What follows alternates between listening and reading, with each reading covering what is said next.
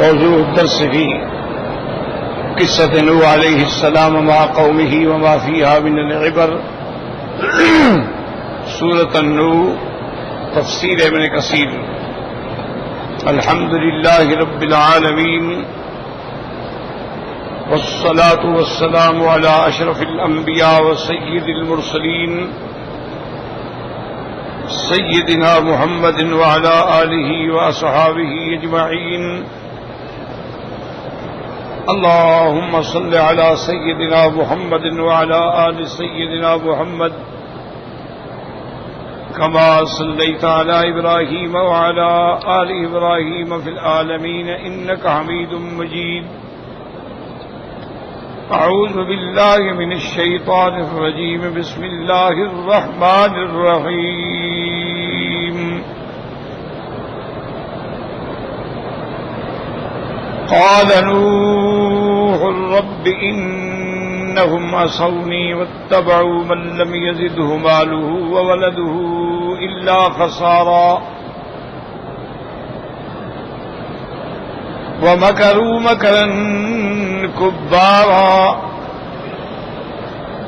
وقالوا لا تذرن آلهتكم ولا تذرن ودا ولا سواعا ولا يغوث ويعوق ونسرا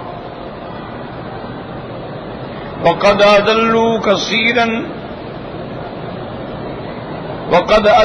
كثيرا ولا تزد الظالمين إلا ضلالا. اللہ تبارک و تعالی نے کلام مقدس کی اس آیات مبارکہ میں سیدنا نوح علیہ السلام کے بارے میں ارشاد فرمایا ہے.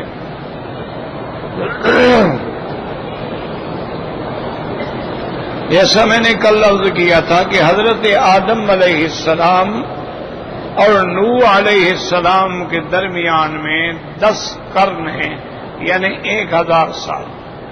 قرن جو ہے وہ 100 سال کا. اس میں اور انبیاء بھی آئے. اس کے آخر میں سیدنا ادریس علیہ السلام آئے. ان کی اولاد میں یہ 5 ہیں. ان کے بعد علماء کہتے ہیں شاگرد ہیں، اور بعض مفسرین نے فرمایا کہ نہیں، ان کی اولاد میں سے. یہ ان کے نام تھے. تو جب وہ لوگ فوت ہو گئے، حضرت ادریس علیہ السلام کو بھی اللہ نے آسمانوں پہ اٹھا لیا، اور ان سے شاگرد جو تھے علم حاصل کرنے والے، ودن سواعا یغوث یعوق نسرا، یہ بھی فوت ہو گئے. تو اس دور میں پھر شیطان نے، ابلیس نے انسانی شکل میں آ کے ان کے ساتھ بیٹھ کے ان کے دماغوں میں یہ بات ڈالی. کیونکہ ابلیس جو ہے نا، یاد رکھو، اس کو اللہ نے قوات استدراجیہ دی ہیں، یعنی یہ شکل تبدیل کر سکتا ہے.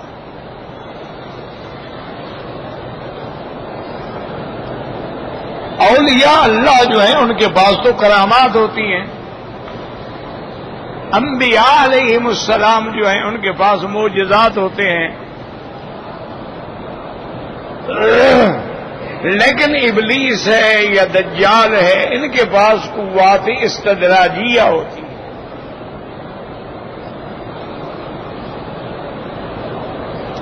ورنہ کرامات بھی حق ہے کہ ایک اللہ کے ولی نے، حضرت سلیمان علیہ السلام کے صحابی نے، ملکہ سبا کا تخت جو ہے وہ یمن سے شام پلک جھپکنے کی دیر میں منگوا لیا. تو وہ اللہ کے ولیوں میں سے تھے، اولیاء اللہ میں سے تھی، ان کی کرامت. حضرت سلیمان علیہ السلام کا تخت اڑتا تھا، یہ معجزہ تھا. تو اس لیے اب ہمیں دیکھنا پڑے گا کہ دنیا کے اندر مثلا بعض لوگ ایسے ہوتے ہیں کہ بالکل ان کی زندگی شریعت کے خلاف ہے، یعنی نہ نماز ہے، نہ روزہ ہے، نہ شریعت کے مطابق شکل ہے، بلکہ اللہ معاف فرمائے شراب ہے، شباب ہے، کباب ہے، لیکن اس کے باوجود بھی بعض چیزیں وہ ایسی ہیں جو شعبدے دکھا دیتی ہیں۔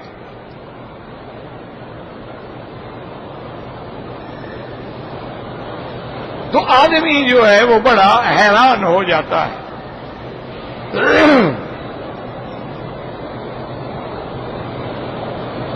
پاکستان میں بھی ایک ایسا آدمی تھا، ہمارے علاقے کے قریب تھا، اس کا ایک مرید تھا، محکمہ انہار میں اوورسیئر تھا، پڑھا لکھا آدمی۔ میں نے اس سے پوچھا، میں نے کہا بھئی اور تمہارے پیر صاحب کا کیا حال ہے؟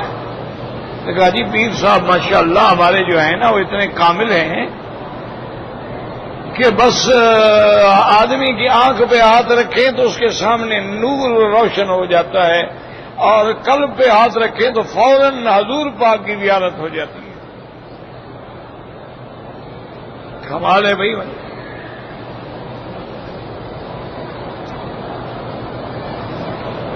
بہرحال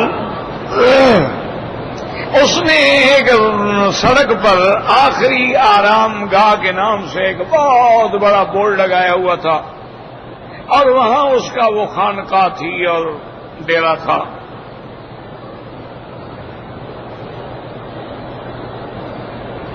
ایک دفعہ وہ اوورسیئر صاحب کی دعوت پہ آئے تو اس نے مجھے بھی بلا لیا دعوت پہ، ہمارے علاقے کا اوورسیئر تھا۔ انہوں نے کہا جی ہمارے مرشد صاحب آئے ہیں تو آپ بھی تشریف لیں۔ میں نے کہا یار ٹھیک ہے، مجھے بھی شوق ہے تمہارے پیر صاحب کو دیکھنے کا۔ میں آیا تو جناب وہ داڑھی منڈا اور اتنی بڑی بڑی مونچھیں اور نشے سے آنکھیں سرخ۔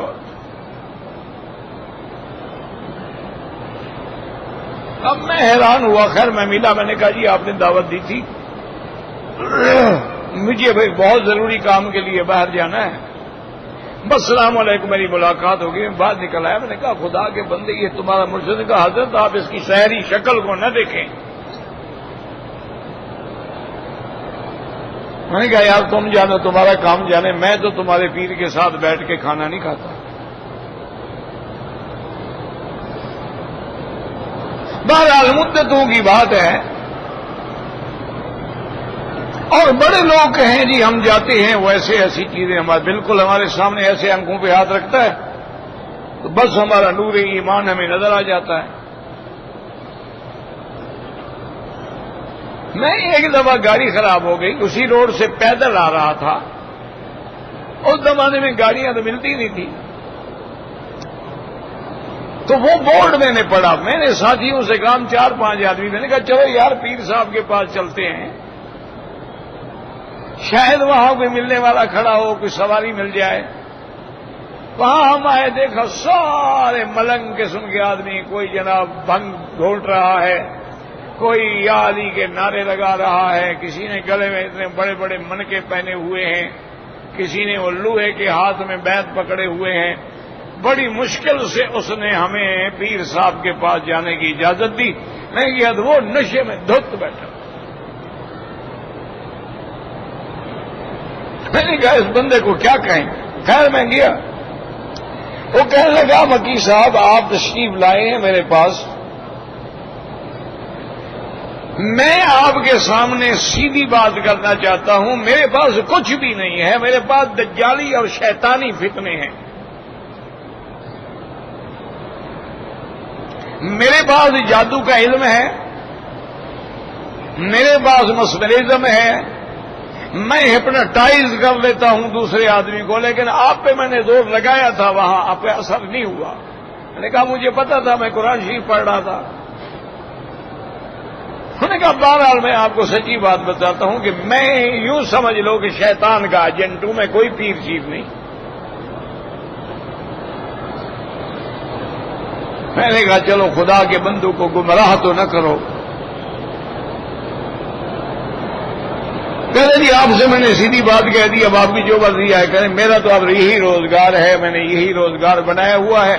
جاہل لوگ بہت ہیں اور ہماری پیری چل رہی ہے، وہ اندھے ہیں نہیں دیکھتے میری شکل پیروں والی ہے۔ صاحب نے تو جان چھڑائی، کہا جی میں گاڑی منگواتا ہوں، کہ بڑی مہربانی اللہ آپ کو سکے، آپ نے سچی بات کی ہے، میں آپ کے لیے دعا کروں گا کہ اللہ آپ کو ہدایت۔ تو یہ استدراج ہوتا ہے، یاد رکھو یہ بات میں نے کیوں کی کہ ہم کیسے پتہ کریں گے کہ یہ ولی اللہ ہے یا یہ دجال ہے؟ کیوں وہ بھی شعبدہ دکھا دیتے ہیں، ایسے ایسے ان کے بعد عمل ہوتے ہیں، اور خدا کی قدرت ہے، اللہ کی شان ہے، یہ جتنے اعمال سفلی ہے نا جی، جسے کالا علم آپ کہتے ہیں، یہ گولی کی طرح لگتا ہے، فوراً اثر ہوتا ہے۔ تو اس کی ہم فرق کیسے کریں گے کہ اس کی شکل دیکھیں گے، اگر وہ متبع ہے محمد الرسول اللہ کا، اگر اس کی زندگی اتباع سنت کے مطابق ہے تو وہ اللہ کا ولی ہے، اور اگر اس کی شکل، زندگی، حیات، معمولات سنت رسول اللہ کے خلاف ہیں تو وہ دجال ہو سکتا ہے، وہ مرشد یا پیر نہیں ہو سکتا۔ تو بہرحال ابلیس کو بھی قوات استدراجیہ کے تابع یہ اختیار تھا کہ ایک منٹ میں جہاں چاہے پہنچ جائے، اور جیسی شکل چاہے بنا دے، حیوان بن جائے، انسان بن جائے، گھوڑا بن جائے، بکری بن جائے۔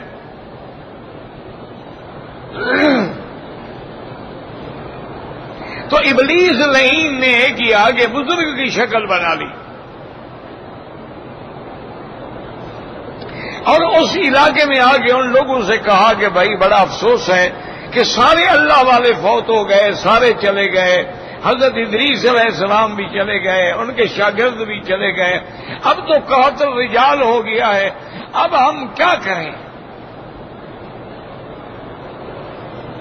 تو انہوں نے کہا جی آپ بزرگ ہیں، آپ مشورہ دیں۔ انہوں نے کہا میرا مشورہ تو یہ ہے کہ ان بزرگوں کی ہم بنا لیتے ہیں مجسمے، تصویریں بنا لیتے ہیں، اور وہ ہم اپنی عبادت گاہوں میں رکھ دیتے ہیں، جب ہم نماز پڑھنے جائیں گے ان کی زیارت بھی ہو جائے گی، تو ہمیں پھر شوق ہوگا بھی ہم بھی ان جیسے عمل کریں۔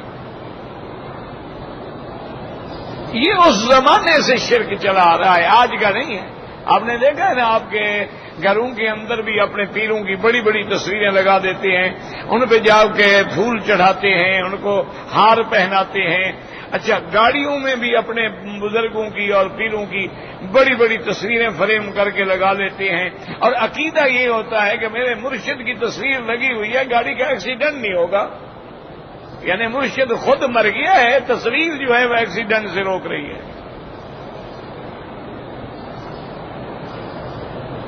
اپنی موت کو نہیں روک سکا، لیکن اس کی تصویر تمہاری موت کو روک لیتی ہے۔ تو اس نے، اس ابلیس ملعون نے ان کو یہ بالکل عین مجسمے بنا کے دیے، جیسے مادام تساؤ میں لندن میں آپ جائیں نا، جو میوزیم ہے اس کے اندر سب بڑے بڑے لوگوں کے ایسے مجسمے بنے ہوئے، معلوم ہوگا آپ کو کہ بالکل زندہ کھڑا ہے وہ ہمارے سامنے۔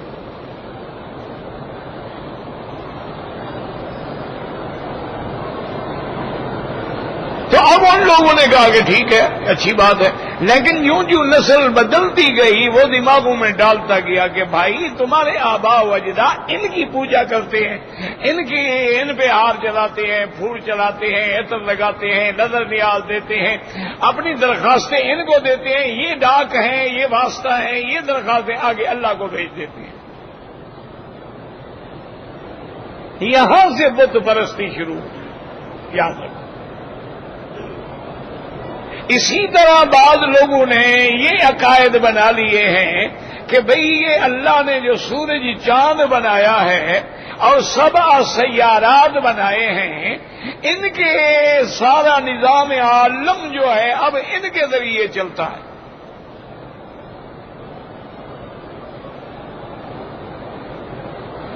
ان کا یہ عقیدہ اسی لیے ہے وہ بڑی بحث کرتے ہیں کہ جی یہ آج کے فلاں تاریخ کو فلاں ٹائم جو ہے وہ سعد ہوگا اور فلاں ٹائم جو ہے وہ نحس ہوگا اور فلاں ٹائم میں جو ہے محبت کا تعویذ لکھا جائے اور فلاں اوقات میں جو ہے جدائی کے تعویذ لکھے جائیں. تو کیوں کہ وہ کہتے ہیں نظام عالم جو ہے یہ سارا ستاروں سے چل رہا ہے.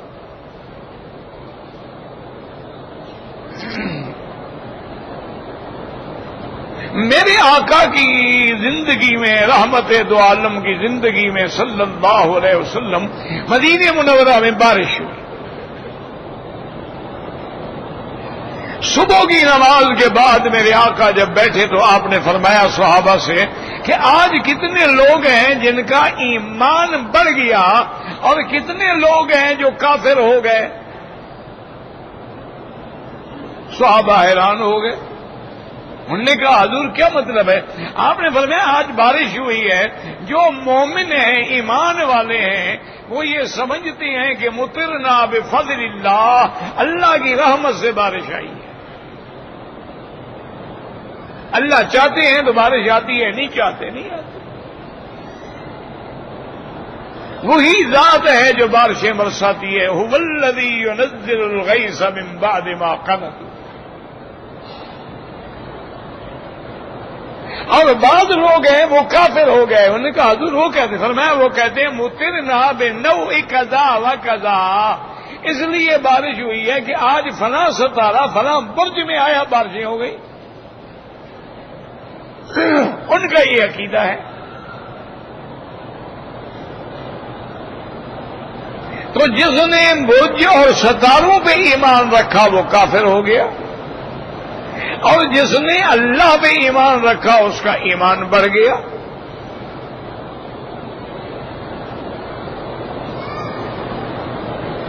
تو یہ عقیدہ جب ان کا ہو گیا، اس لیے سیدنا ابراہیم علیہ السلام اچھی طرح باتیں دماغ میں رکھیں. اللہ کرے آپ کو کوئی بات سمجھ آ جائے اور مجھے بھی اللہ سمجھانے کی بھی توفیق دے اور صحت بھی دے.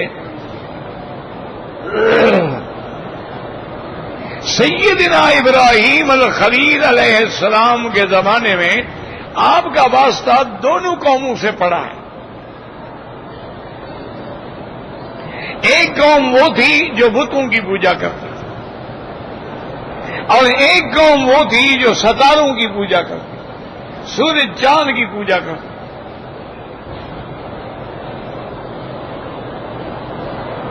اللہ کے اس پیغمبر نے بتوں کا تو علاج کر دیا نا جی، وہ جو خدا بنائے ہوئے تھے ان کو تو اس نے توڑ پھوڑ دیا نا.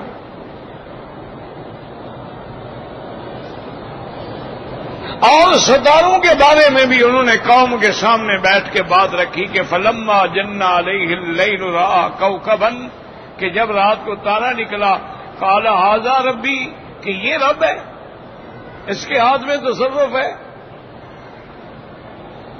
فلما آفلا، جب ستارہ ڈوب گیا فرمایا تمہارا خدا تو ڈوب گیا. لا احب الافلین، میں ڈوبنے والوں کو کیسے خدا سمجھ لوں؟ جو ڈوب جاتا ہو وہ خدا کیسے ہوا؟ جس کا نور ختم ہو جاتا ہو وہ خدا کیسے ہوا؟ جس کے نور پہ دن کی روشنی غالب آ جاتی ہو وہ خدا کیسے ہوا؟ اچھا پھر چاند نکلا فلما رأى القمر بازغا قال ھذا ربی، یعنی استفہام ہے اھذا ربی، کہ جب چاند دیکھا فرمایا اچھا یہ خدا ہے. اب چاند کا نور بھی ختم ہو گیا. قال لئن لم يهدني ربي لاكونن من القوم الضالين، آپ نے فرمایا میری قوم اگر میرا رب مجھے ہدایت نہ کرتا تو میں بھی تمہاری طرح گمراہ ہوں. اب سورج نکل آیا فلما رأى الشمس بازغة قال ھذا ربی، ھذا اکبر، یہ بڑا خدا ہے. فلما افلت، سورج بھی ڈوب گیا. قال یا قوم انی بریء مما تشرکون. تو آپ کے زمانے میں یہ دونوں قومیں تھیں، بتوں والے بھی تھے اور سورج چاند کے پجاری بھی تھے. آپ نے الحمدللہ دونوں سے مقابلہ کیا اور اللہ نے آپ کو عزت دی، سرخرو کیا، اور دونوں فریق باطل جو تھے وہ شکست کھا گئے، لاجواب ہو گئے، کسی کے پاس جواب ہی نہیں تھا، توڑ ہی نہیں تھا کہ توڑ کرتا۔ حق کا کون مقابلہ کر سکتا ہے؟ اچھا، اب کچھ لوگوں نے کیا کیا، انہوں نے سورج چاند کے اور سیارات سبعہ جو ہیں اور ان کے جو بروج ہیں ان کی شکلیں بنائیں۔ انہوں نے کہا جی چونکہ سارا نظام تو ان کے ہاتھ میں ہے نا، جب ہم ان کی پوجا کریں گے تو وہ راضی ہو کے ہمارے کام کر دیں گے، اس لیے آپ نے دیکھا نا دیوی دیوتا مختلف شکل کے ہیں۔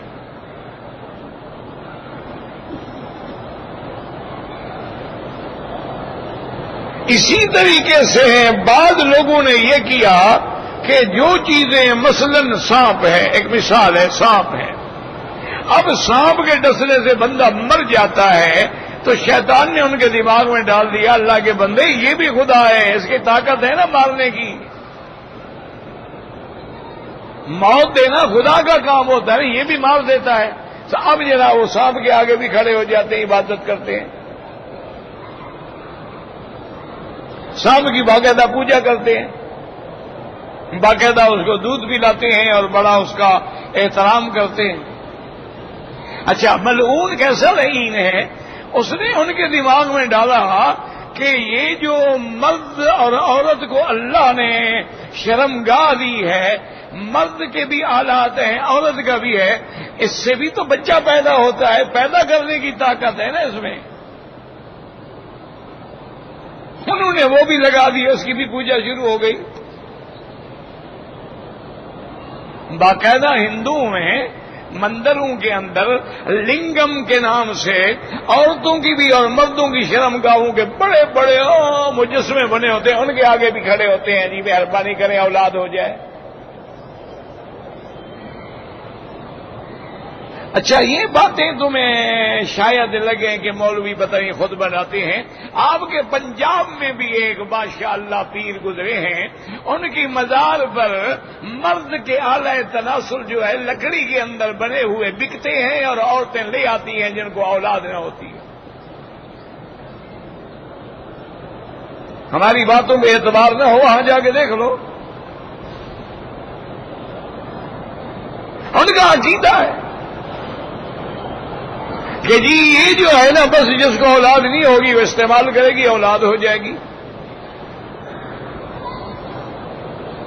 یہ مسلمانوں میں بھی ہے،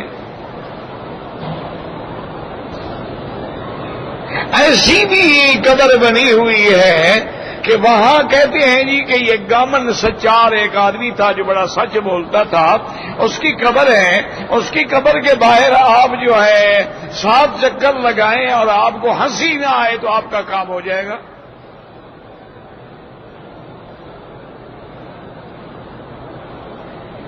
اور یہی عقائد جو ہے انگریزوں میں بھی ہیں، ان کے یہاں بھی ایک جگہ ہے، وہاں سارے کبوتر وبوتر اکٹھے ہوتے ہیں، اور اس سکیر میں ان کا بھی عقیدہ ہے کہ جو آدمی یہاں رات کے آخری حصے میں آ کے کھڑا ہو کے دعا مانگتا ہے تو اس کا کام ہو جاتا ہے۔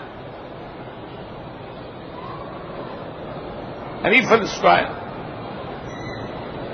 اسی طرح ان کا بھی عقیدہ ہے، ہوائی میں ایک درخت ہے کہ اس درخت کے نیچے رات کو کھڑے ہو کے جو بھی آپ دعا مانگیں گے وہ پوری ہو جاتی ہے، وہ بھی درخت کی عبادت کرتے ہیں۔ آج بھی ہندو جو ہے وہ پیپل کا جو درخت ہے اس کی باقاعدہ پوجا کرتا ہے۔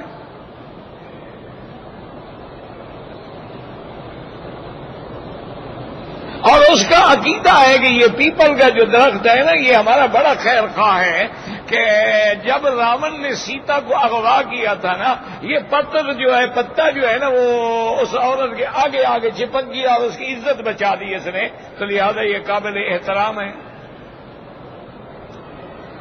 سیتا کی حفاظت خود نہیں کر سکے، وہ پتا کرتا رہا۔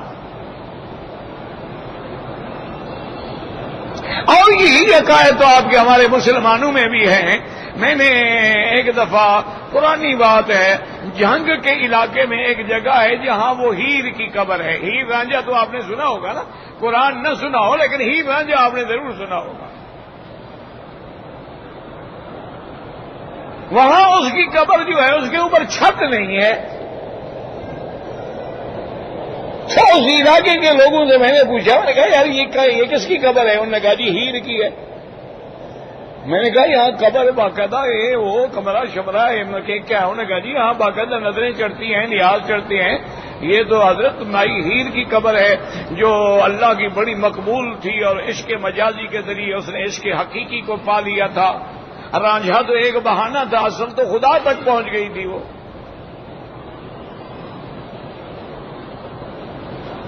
میں نے کہا کہ بھائی یہ چھت کیوں نہیں ہے؟ انہوں نے کہا جی ہمارے پہلے بزرگوں سے ایسے چلی آ رہی ہے، اور بی بی کی کرامت ہے کہ جتنی زور کی بارش ہو بی بی کی قبر پہ بارش نہیں جاتی۔ میں نے کہا مانا یہ ہے کہ اللہ کی رحمت نہیں برستی اس میں۔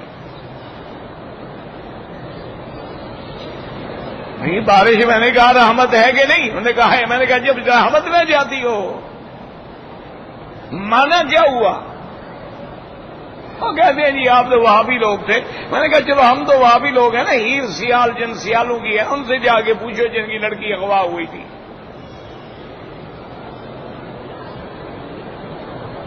اب یہ ہیر کے نام کی بھی منتیں مانتے ہیں، اس قوم کا کیا علاج ہے؟ مسلمان ہیں، کلمہ پڑھنے والے ہیں، لا الہ الا اللہ محمد الرسول اللہ، اور اس کی قبر پہ بھی آ کے ماشاءاللہ ہاتھ لگاتے ہیں، منہ پہ پھیرتے ہیں، ہاتھ لگاتے ہیں ماشاءاللہ، اور دعا کرتے ہوں گے اللہ ہماری لڑکیوں کو بھی ہیر کی طرح بنا ماشاءاللہ، یہی دعا مانگتے ہیں۔ وہ بھی کسی کے رانجھے کے عشق میں مبتلا ہوں۔ انا للہ۔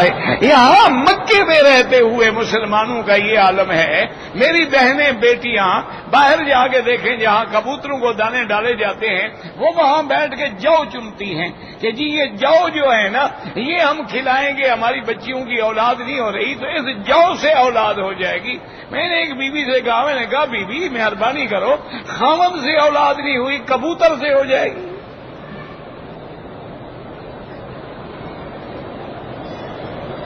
کہتی ہے ابا ہم سنتے تھے کہ یہاں وہابی ہیں، آپ بھی ان میں سے ہوں گے۔ ہاں ایسا سمجھ لیں۔ اب دیکھو یعنی یہ کوئی قرآن ہے حدیث ہے؟ ایمان سے کہیں کہ بھئی کبوتروں کے دانے میں سے جو نکالو، بس شیطان نے ڈال دیا ہے، چلا رہا۔ ابلیس لعین نے ایک دفعہ حضرت عبد القادر جیلانی سے ملاقات میں کہا تھا کہ عبد القادر میرے پاس 70,000 نورانی پھندا ہے، میں عالم کو علم کے ذریعے برباد کرتا ہوں۔ کہ تم بڑے عالم ہو ماشاءاللہ، میں اسی میں اس کو برباد کر دیتا ہوں۔ میں زاہد کو عبادت کے رنگ میں آگے برباد کرتا ہوں، میں مجاہد کو جہاد کے رنگ میں آگے برباد کرتا ہوں۔ ظاہراً وہ نورانی یعنی جا رہے لیکن اس میں پھنس جاتے ہیں۔ خود عبد القادر جیلانی نے اپنی کتابوں میں لکھا ہے کہ ایک رات تنہائی میں ایک درخت کے نیچے بیٹھے ہوئے میں عبادت کر رہا تھا، قرآن پڑھ رہا تھا، نماز پڑھ رہا تھا، یک دم روشنی ہو گئی، جیسے موسیٰ علیہ السلام نے روشنی دیکھی تھی نا، ابلیس نے بھی دھوکہ دیا نا، فوراً روشنی ہو گئی، اور اس روشنی میں جیسے ان کو آواز آئی تھی انی انا ربک فاخلعنا علیک، تو اس نے بھی کہا کہ عبد القادر میں تیرا خدا بول رہا ہوں، آج کے بعد تمہیں تمام عبادات اور تمام تکلیفات شرعیہ، نمازیں روزے سب معاف ہیں، تمہارے ساری خطائیں جو ہیں وہ معاف ہیں، تم نے میری اتنی عبادت کی ہے، آج کے بعد تمہیں عبادت کرنے کی ضرورت ہی نہیں ہے۔ تو حضرت عبد القادر جیلانی نے فوراً پڑھا اعوذ باللہ من الشیطان الرجیم لا حول ولا قوة الا باللہ العلی العظیم اب شیطان نے دوسرا حملہ کیا، اس نے کہا عبد القادر چونکہ تم صرف پیر نہیں عالم بھی ہو، تمہیں چونکہ علم تھا، تمہارے علم نے تمہیں بچا لیا ہے۔ عبد القادر نے پڑھا اعوذ باللہ من الشیطان الرجیم لا حول ولا قوت الا باللہ العلی العظیم۔ اب ابلیس ظاہر ہو گیا، اس نے کہا یہ کیوں کر رہے ہو؟ آپ نے فرمایا بدبخت، تو پھر میری گردن توڑنا چاہتا تھا کہ مجھے علم نے بچا لیا ہے، مجھے علم نے نہیں میرے اللہ نے بچا لیا ہے۔ کتنے بڑے علم والے ہیں جو گمراہ ہو گئے، کتنے لوگ ہیں جو معتزلہ بن گئے، کرامیہ بنے، جہمیہ بنے، قدریہ بنے، مشبہہ بنے، روافض بنے، خوارج بنے، شیعہ بنے، ان میں کوئی تھوڑے علم والے ہیں؟ بڑے بڑے علم والے ہیں، ان کے اندر مجتہد ہیں، ان کے اندر بھی آیات اللہ ہیں، ان کے اندر بھی بڑے بڑے علماء ان کے گزرے ہیں، جنہوں نے کافی لکھی ہے، کلینی لکھی ہے، ملا باقر مجلسی گزرا ہے، ان کے بڑے بڑے لوگ گزرے ہیں، لیکن علم نہیں بچ جاتا جب تک اللہ ہدایت نہ دے۔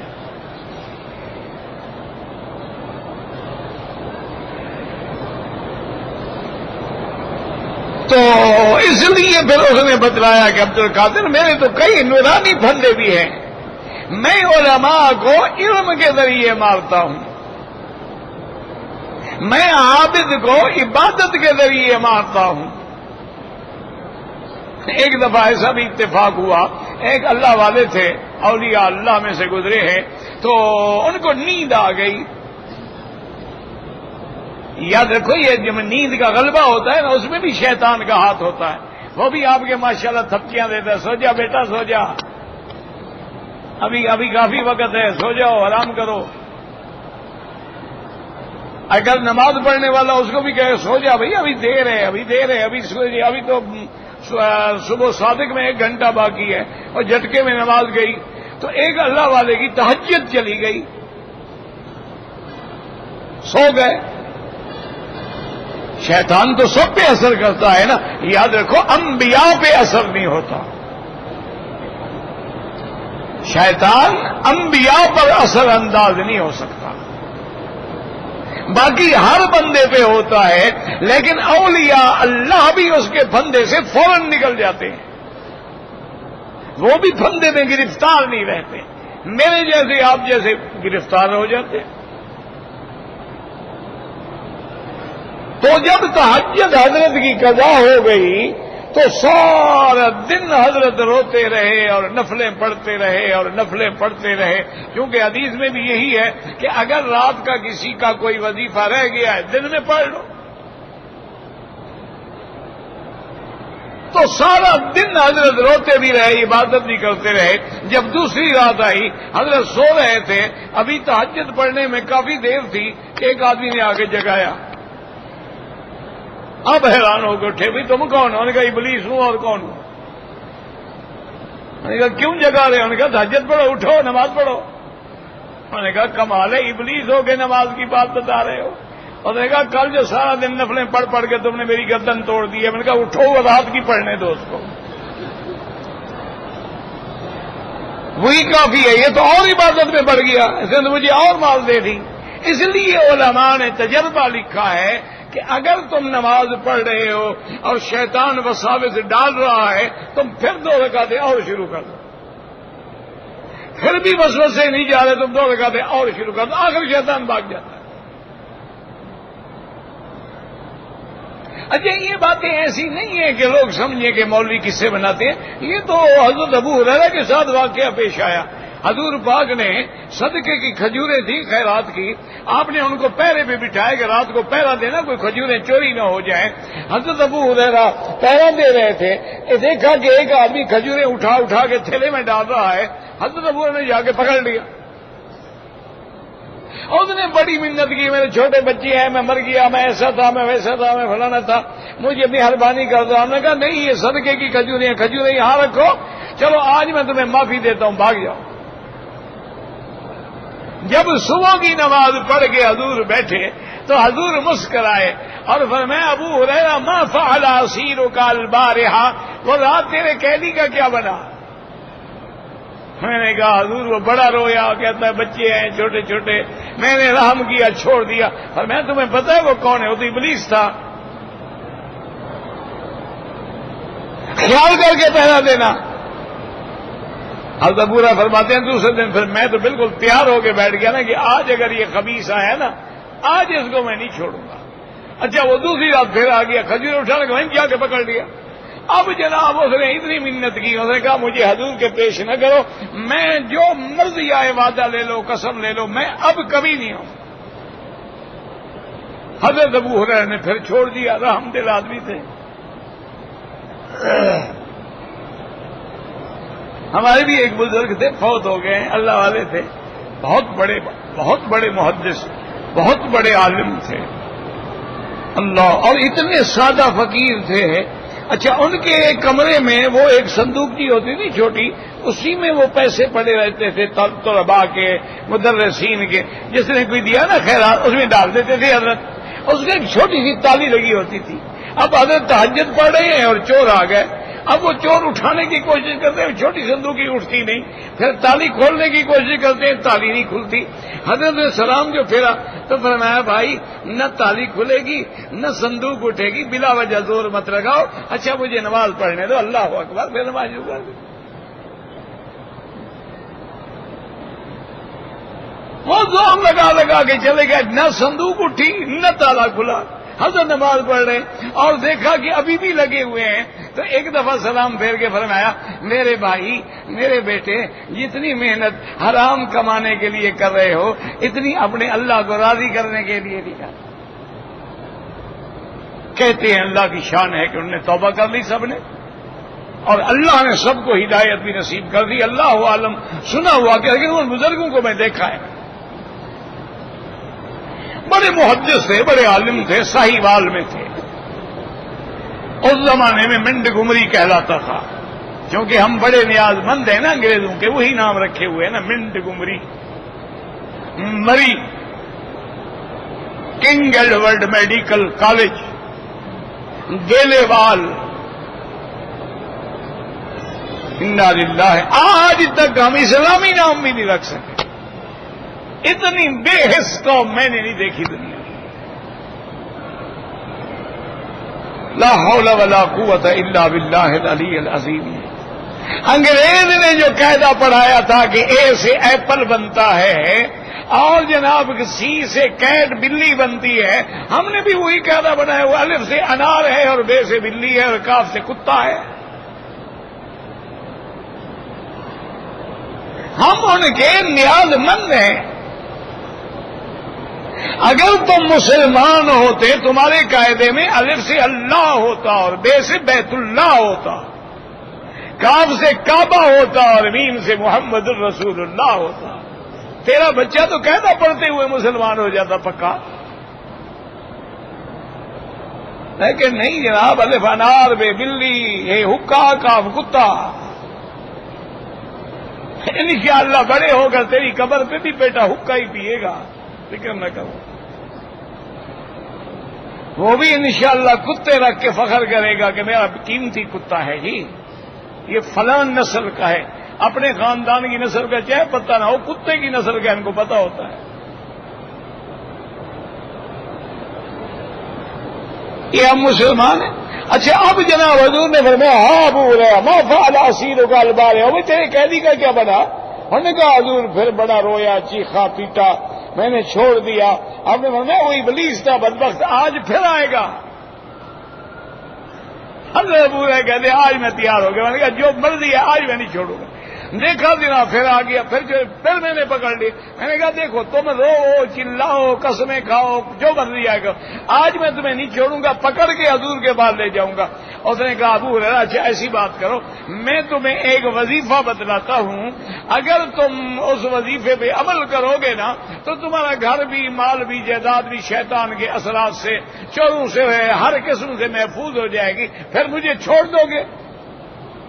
میں نے کہا ہاں پھر چھوڑ دو۔ انہوں نے کہا بس آیت الکرسی پڑھ کے دم کر دیا کرو، شیطان قریب نہیں آئے گا۔ وہ کہتے میں نے چھوڑ دیا۔ تو صبح حضور کی خدمت میں آیا اور میں ہاں بھائی حال سناؤ ما فعل اسیر القلب، میں نے کہا یا رسول اللہ، اس نے بتایا کہ اب میں ان القلوب قد یصدق، تھا تو شیطان لیکن بات سچی کر گیا۔ اس لیے ہمیشہ یاد رکھا کرو کہ یہ سارے شیطانی جال ہوتے ہیں اور ان کی علامات کیا ہیں؟ اگر اس کا عمل میرے مدنی پاک کی سنت کے مطابق ہے وہ ولی اللہ ہے، اگر سنت کے خلاف ہے، قرآن کے خلاف ہے، کتاب اللہ کے خلاف ہے، وہ ابلیس تو ہو سکتا ہے، وہ دجال تو ہو سکتا ہے، چاہے ہوا میں اڑتا ہے، سمندر کے اوپر چلتا ہے، دجال ہو سکتا ہے، وہ ولی اللہ نہیں ہو سکتا۔ تو اس طرح یہ بت پرستی شروع ہوئی۔ اللہ ہر مسلمان کو اس سے نجات عطا فرمائے۔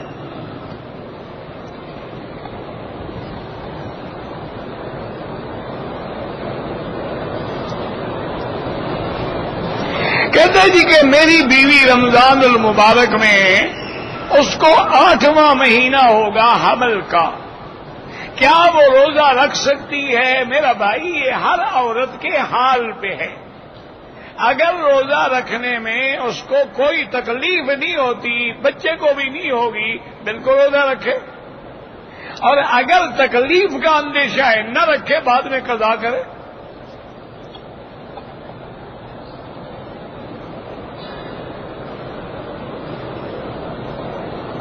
طواف کرتے ہوئے سینہ کعبے کی طرف نہ ہو، نہ پشت کعبے کی طرف ہو، کیونکہ حضرت ابن عباس فرماتے ہیں کہ الطواف کالصلاۃ، طواف نماز کی طرح ہے، تو جیسے نماز میں سینہ نہ پھرے، پشت نہ پھرے، اسی طرح کعبے کے طواف میں بھی نہیں پھرنی چاہیے۔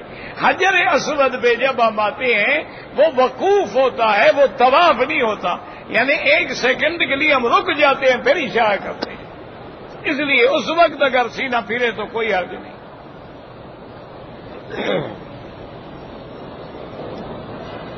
بھئی آپ کے سپیکر پر بھی کوئی جن آتا ہے یا کوئی؟ آپ آیت الکرسی پڑھ کے دم کیا کریں، نہیں آئے گا، اس کو بھی روز دورہ پڑتا ہے، ادھر منہ کرو بولتا ہے، ادھر کرو بند ہو جاتا ہے، اس کیا کرے آپ؟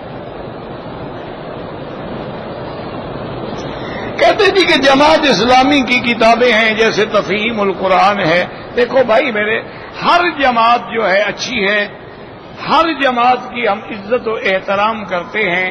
تفہیم القرآن کے اندر بہت ساری علمی غلطیاں ہیں، لیکن لکھنے والا فوت ہو گیا، اللہ اس کی قبر پہ رحمت کرے، لیکن اس میں واقعی بہت بڑی غلطیاں۔ اصل مشکل یہ تھی نا کہ حضرت کا مطالعہ بہت تھا، لیکن کسی علماء کے زیر سایہ بیٹھ کے نہیں لکھا۔ اچھا، اس کا ایک حل میں آپ کو بتاؤں، معارف القرآن بھی اردو کے اندر چھپی ہوئی ملتی ہے، وہ ہے مفتی محمد شفیع رحمت اللہ علیہ کی، اور تفہیم القرآن، آپ دونوں لے لیں، ایک صفحے کا ترجمہ اس سے بھی پڑھیں، اس سے بھی پڑھیں، اس کے بعد پھر اگلا صفحہ اس کو بھی پڑھیں، پھر اس کو بھی پڑھیں، انشاءاللہ ایک پارہ پڑھنے تک آپ کو پتہ لگ جائے گا کہ کیا کیا غلطیاں ہیں۔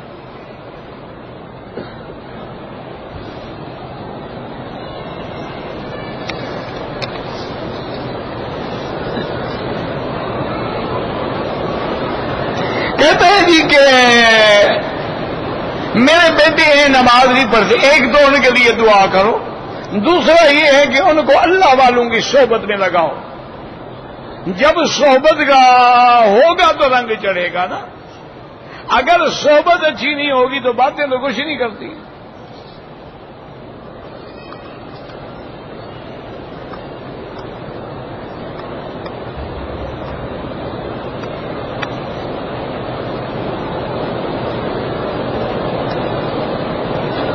میں نے 25,000 میں ویزا خریدا، 40,000 میں بیچ دیا، اور میں ان سے ہر مہینے 2,000 ریال بھی لوں گا، اتنا بڑا ڈاکو میرے خیال میں کہیں پیدا نہیں ہوا ہوگا۔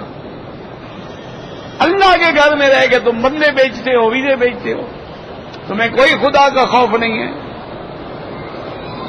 اس سے بڑا کیوں اقامہ اس کے ہاتھ میں ہے، تجدید نہیں ہوگا، اگلا بیچارہ وہ 2000 تو وہ کما ہی نہیں سکتا، کہاں سے تمہیں دے گا؟ اگر 200 ریال بھی لو بیچارے سے، کس وجہ سے؟ یہ بالکل شرعاً حرام ہے، خالص۔ ویزا لو، کام کرو، اگر کام نہیں کرنا ہے خرید فروخت نہ کرو۔ عورت اپنے سسر کے ساتھ سفر کر سکتی ہے، اس کی بہو ہے، اس سے نکاح حرام ہے، لیکن موجودہ دور میں کوئی اعتبار نہیں ہے۔ آج کل سسر بھی ماشاءاللہ بالکل سنسار بنے ہوئے ہیں۔ بہتر یہی ہے احتیاط کرے، ورنہ جائز ہے۔ نماز یا نماز جنازہ اکیلے ہو سکتی ہے، اگر اکیلے ہو تو کیوں نہیں ہو سکتی ہے؟ اکیلے فرض نماز نہیں پڑھتے ہو، کوئی جو نہ ہو کیا کرو گے؟ تو اگر کوئی نہ ہو جنازہ پڑھنے والا پھر بھی پڑھ سکتے ہو۔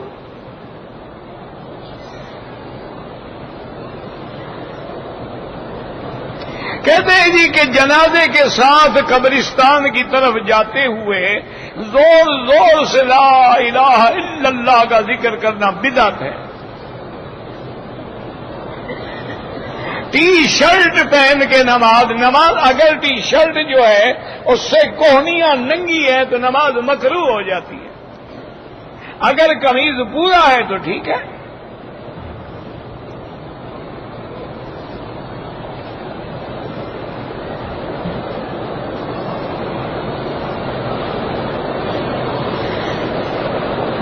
ڈاکٹر صاحب کر رہے ہیں، اچھی بات ہے، اللہ خوش رکھے، اچھا کام، جو بھی اچھا کام کریں ہمیں تو خوشی ہوتی ہے۔ میں نے عرض کیا تھا حضرت کہ علماء کو آگے آنا چاہیے۔ ڈاکٹر ذاکر نائک جو ہے میں اچھی طرح جانتا ہوں، وہ عالم نہیں ہے بیچارہ۔ میرا کہنے کا مقصد یہ ہے کہ علماء آگے آئیں۔ کیوں؟ اگر خدا نخواستہ باطل فرقے کا کوئی عالم اس کو ٹکر گیا، وہ جواب ہی نہیں دے سکے گا، وہ عبارت نہیں پڑھ سکے گا، وہ تو بخاری شریف کا ایک صفحہ بھی صحیح نہیں پڑھ سکتا۔ میرا دوست ہے، میں جانتا ہوں،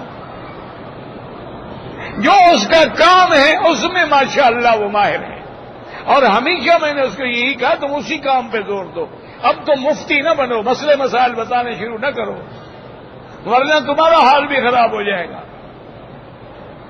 مودودی صاحب بیچارہ کیوں آخر میں عتاب میں آ گیا؟ سارے علماء چھوڑ گئے کہ وہ رسائل مسائل اور فتوے اور دجال پر باتیں اور حضرت عیسیٰ کی رفع پر انکار اور یاجوج ماجوج کے مسائل پہ الجھ گیا، علماء چھوڑ گئے۔ اللہ کا بندہ تمہارا کام ہے، تم عیسائیت کے خلاف کام کرو، ہندو مت کے خلاف کام کرو، تم انگلش بول سکتے ہو، تمہارے پاس پلیٹ فارم ہے، تمہارے پاس چینل ہے، اس سے وہ فائدہ اٹھاؤ۔ اگر تم نے یہ کام شروع کیا، آہستہ آہستہ علماء مخالف ہوتے جائیں گے، پھر تمہاری ہوا اکھڑ جائے گی۔ میں نے اس کو کئی دفعہ نصیحت کی ہے، میرا دوست ہے، مجھے خوشی ہوتی ہے اس کے کام سے، لیکن وہ عالم نہیں ہے۔ مصیبت یہ ہے، میرا کہنے کا کل مقصد یہ تھا کہ جو صحیح معنی میں علماء ہیں ان میں سے اللہ کسی کو نکالے، اور وہ انگریزی بھی جانتا ہو۔ آپ نے مجھے کہا ہے، میں تو خیر عالم بھی نہیں ہوں، اور دوسری بات یہ ہے کہ میں انگریزی بھی نہیں جانتا، میں کیسے کام کر سکتا ہوں؟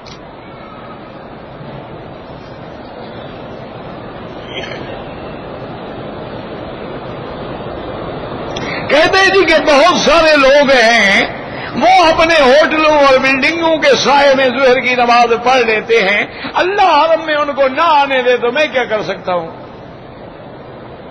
وہ مکے میں آ کر بھی محروم ہے تو ہمارے بس میں کیا ہے پھر کہ مکے میں رہتے ہوئے کعبے کی جماعت سے محروم ہیں۔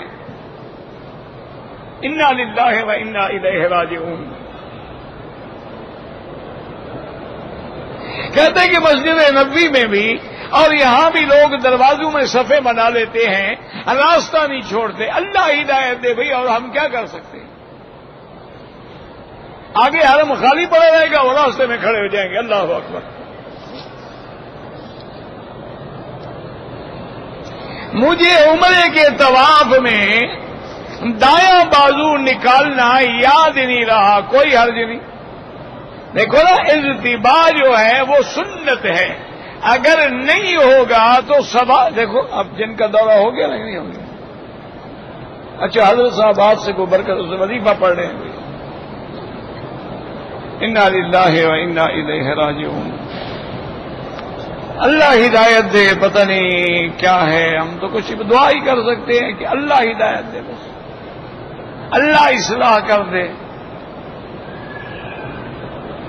اور ہمارے بس میں اللہ کے آگے شکوے کے سوا کیا ہے؟ انما اشکو بسی وحزنی الی اللہ۔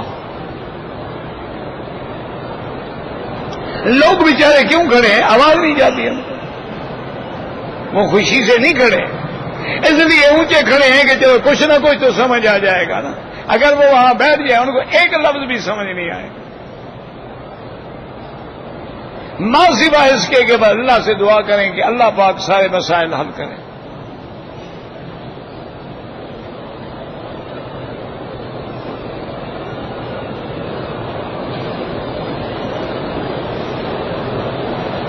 کہتے تھے کہ ہم جس کمپنی میں کام کرتے ہیں وہ رمضان المبارک کی عید کے موقع پر اپنے ملازمین کو پیسے دیتے ہیں، ہمیں معلوم ہوا ہے کہ وہ زکوٰۃ کے پیسے ہوتے ہیں، تو جو مستحق ہے وہ لے لے، اور جو مستحق نہ ہو لے کے کسی غریب کو دے دو۔ وہ کمپنی سے نکل رہا ہے، ان سے تو نکالو۔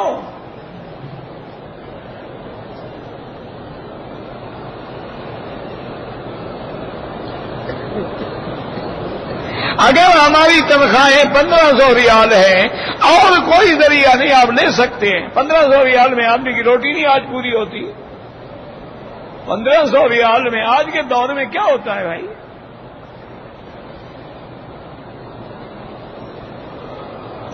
داڑھی کو خطاب لگانے کا تو حدیث میں حکم ہے،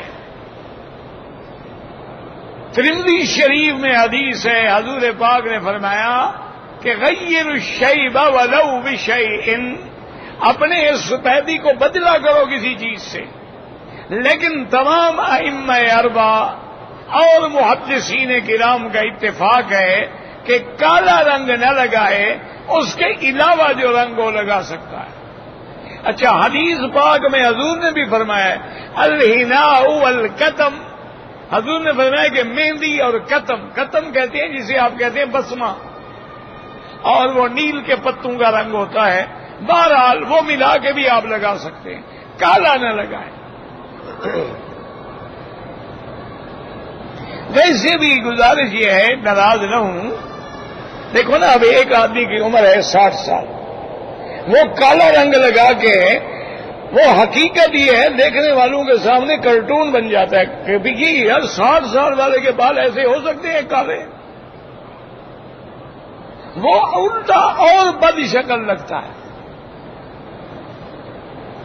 آپ نے لگانا ہے کوئی لائٹ براؤن لگا لیں، کوئی نیچرل براؤن قسم کا لگا لیں، کوئی آپ سنہری لگا لیں، کوئی مہندی لگا لیں۔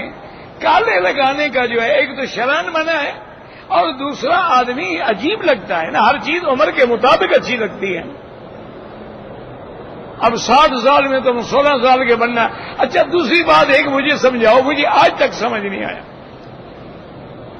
کیونکہ میں طالب العلم ہوں نا، آپ میرے لیے بزرگ ہیں، آپ مجھے سمجھائیں کہ کالا رنگ لگانے سے آپ کو فائدہ کیا ہوتا ہے؟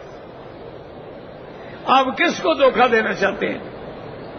بیوی کو؟ وہ تو جانتی ہے تمہاری بہادری۔ لوگوں کو تو کس کو دھوکہ دیتے ہو؟ کہتے ہیں جی نوجوان بیوی ہو تو لگانا چاہیے، یعنی وہ بال دیکھ کے صرف خوش رہے گی بیچاری۔ او بابا تیری عمر 90 سال ہو، بیوی کو پیسے دو، بیوی خوش ہے، مال خرچ کرو، بال خرچ کرنے سے کچھ نہیں ہوتا۔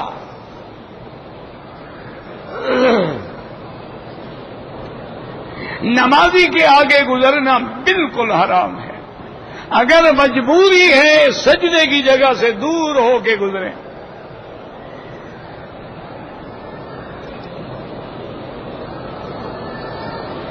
بھائی گزارش یہ ہے کہ نماز یا نماز کے علاوہ شلوار ہے، پاجامہ ہے، عربی قمیض ہے، چادر ہے، ہمیشہ ٹخنوں سے اوپر ہو۔ افضل تو یہ ہے کہ آدھی پنڈلی تک ہو۔ اگر وہاں تک آپ نہیں رکھ سکتے تو کم از کم ٹخنوں سے اوپر۔ یہ صرف نماز کے لیے حکم نہیں، ہر حال میں یہ حکم ہے۔ اور اس پہ حضور پاک نے رحمت دو عالم نے جہنم کی وعید سنائی ہے۔ اور دوسرا یہ عادت ہے متکبرین کی، یہ عادت ہے جباروں کی، یہ عادت متواضع لوگوں کی نہیں ہے۔ اس لیے خیال کیا کریں کہ ہر حال میں آپ کا کپڑا جو ہے کم از کم آخری حد یہ ہے کہ ٹخنے سے اوپر ہو۔ واللہ اعلم۔ اللهم صل على سيدنا محمد وعلى آل سيدنا محمد كما صليت على إبراهيم وعلى آل إبراهيم في العالمين إنك حميد مجيد۔ یا اللہ یا اللہ یا اللہ یا رحمان یا رحیم یا حی یا قیوم یا ذا الجلال والاکرام یا الہنا الہ کل شیء الہا واحدا لا الہ الا انت اللہم انت المیسر لکل عسیر وانت علی کل شیء قدیر۔ اللہم یسر امورنا وامور اولادنا اولاد اولادنا بناتنا اخواننا اصحابنا وامور من اوصانا واستوصانا وامور المسلمین۔ اللهم مذهب الباس رب الناس اشف انت الشافی لا شفاء الا شفاؤک شفاؤک لا یغادر سقما۔ یا اللہ بیماروں کو شفا عطا فرما، یا اللہ بیماروں کو شفا عطا فرما، یا اللہ اس عاجز کی بیماریاں ظاہری باطنی روحانی جسمانی اور اپنی رحمت سے دور فرما۔ یا الہ العالمین بے دینوں کو دین عطا فرما، بے اولادوں کو اولاد عطا فرما، جن کی اولادیں ہیں ان کو صالح بنا، جن کے گھروں میں بچیاں ہیں ان کے رشتے آسان فرما دے، بے روزگاروں کو روزگار عطا فرما، قرض داروں کے قرض ادا فرما، جن کا رزق تنگ ہے ان کے رزق میں برکتیں عطا فرما۔ یا اللہ ہمیں مانگنا بھی نہیں آتا، بغیر مانگے عطا فرما۔ یا الہ العالمین ہمیں اپنے دین پہ استقامت نصیب فرما۔ یا اللہ پورے عالم اسلام کی حفاظت فرما۔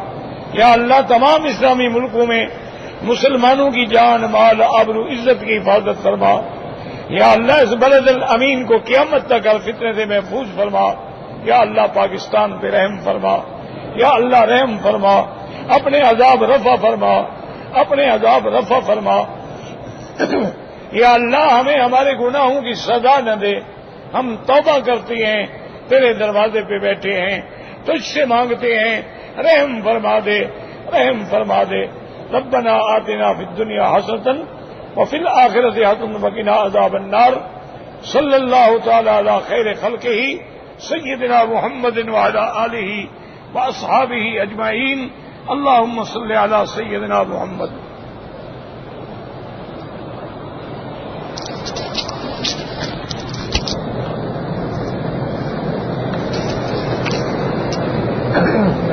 السلام علیکم۔ السلام